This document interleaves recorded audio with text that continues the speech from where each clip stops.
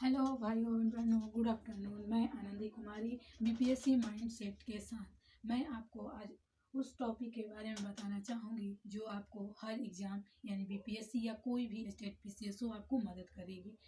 मैं आपसे बस ये बताना चाहूँगी कि आप जो गलती हो मुझे कमेंट बॉक्स में ज़रूर कमेंट करें।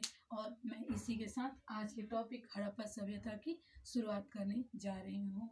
हड़प्पा सभ्यता हड़प्पा सभ्यता की शुरुआत हड़प्पा सभ्यता की शुरुआत आज से कई वर्ष पहले हुई थी, लेकिन जब इसकी पता लगाया गया, जब इसका खोज इतिहासकार ए कनिंघम द्वारा किया गया, तो उन्होंने इस पर रुचि न लेकर इस चीज़ पर रुचि न लेकर उन्होंने आधुनिक चीज़ों के बारे में बताना चाहा।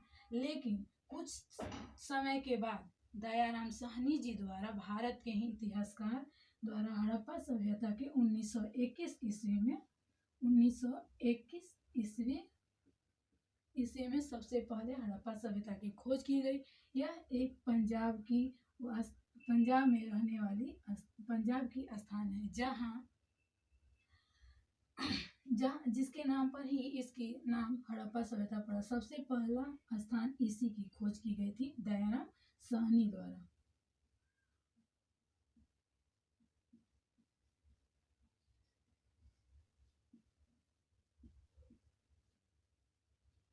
दयाराम साहनी द्वारा इसका विकास आज से 2500 वर्ष ईसा पूर्व हुआ था। हम आइए अब आगे चर्चा करेंगे इसके कुछ मुख्य बिंदुओं पर। खोज, आवास और उनके संरचनाएं, कृषि, पशुपालन, व्यापार और वाणिज्य, सामाजिक और राजनीतिक विस्तार, धार्मिक महत्व, अंतर्राष्ट्रीय संबंध, माप तौर का परिचय, लिपि का विस्तार, पतन के कारण, मानचित्र, सारणी, प्रश्न, आज के दिनांक से जुड़े कुछ रोचक तथ्य जो सबसे अंतिम बिंदु होगी। अब इसी के साथ खोज दयाराम साहनी द्वारा आपको तो हम बता चुके हैं कि इसकी खोज 1921 ईस्वी में की गई थी, लेकिन इसका उद्गम आज से कई वर्ष ईसा पूर्व यानी कि 2500 वर्ष ईसा पूर्व इसका विकास हुआ था। यहाँ के लोग और यहाँ की रहन सहन जो कि आवास और उनके संरचनाएं के अंतर्गत आती है। यहाँ रहने की स्तर दो तरीके से बांटे गए थे। यहाँ के रहने के स्तर दो तरीकों में विभाजित किया गया था। पहला एक ऊपरी नगर और एक निचली नगर।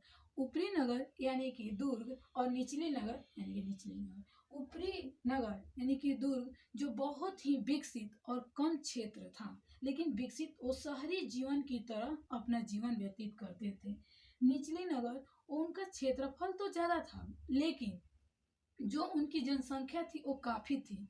जनसंख्या के कारण ही वो ज़्यादा अधिक विकास नहीं कर पाए और वो अधिक से अधिक कृषि पर मतलब आधारित थे, क्योंकि उन्हीं के कृषि से मतलब ऊपरी नगर का भी आवास या बोल सकते हैं कि भोजन का कार्य भी चलता था, जिसके वजह से वो ज़्यादा मतलब विकास नहीं कर पाए और कृषि में वो मतलब अधिक से अधिक अपना समय बिताए, क्योंकि उन्हें कर के रूप में उस समय सिक्के नहीं देकर, कोई मुद्रा नहीं देकर उस समय अनाज दिया जाता था।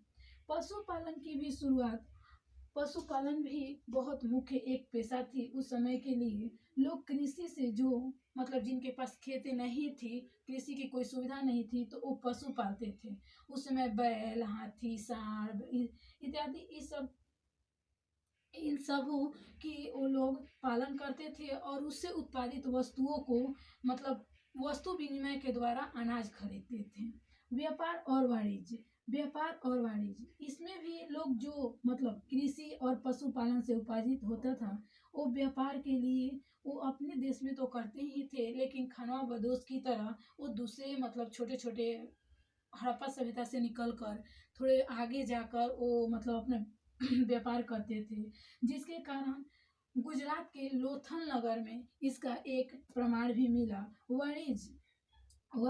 वाणिज्य इसके क्षेत्र में भी इन्होंने बहुत अधिक किया, जैसे कांस्य युग तो हड़प्पा सभ्यता में बहुत ज़्यादा विकसित है, लेकिन फिर भी कांस्य युग के लिए जो टीन और तांबे का यूज होता है, तो टीन हमारे भारत में बहुत ही कम मात्रा में पाई जाती थी उस समय, जो कि अफगानिस्तान के क्षेत्र से आता था।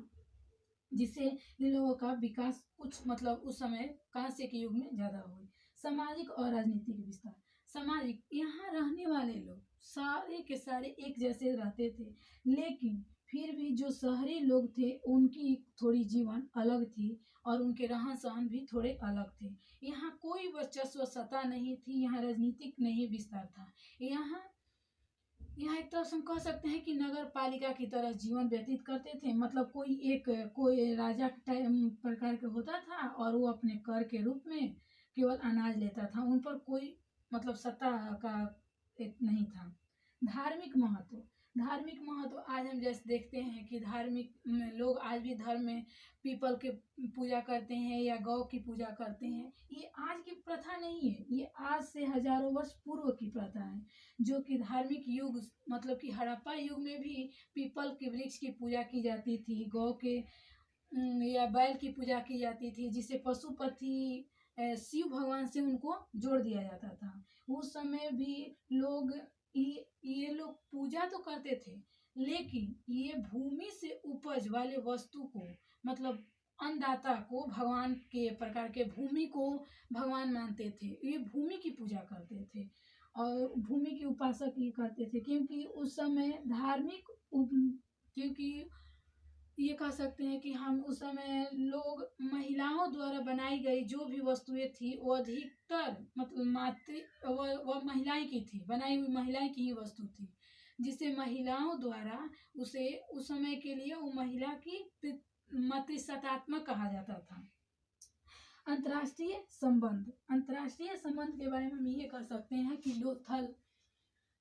लोथल बंदरगाह जो कि गुजरात में पड़ता है, लोथल बंदरगाह का उपयोग अंतर्राष्ट्रीय संबंध के लिए होता था। हमारे देश में कपास उस समय नहीं थे, जो कि पाकिस्तान के क्षेत्र में कपास सबसे पहले सिंधु सभ्यता द्वारा उत्पादित हुआ, जो कि वो हम लोथल के मार्ग या इस मतलब स्थल मार्ग से भी जाते थे।